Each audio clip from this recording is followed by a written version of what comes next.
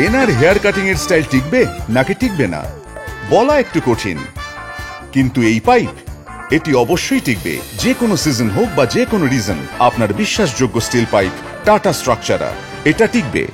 বছরের পর বছর চলবে।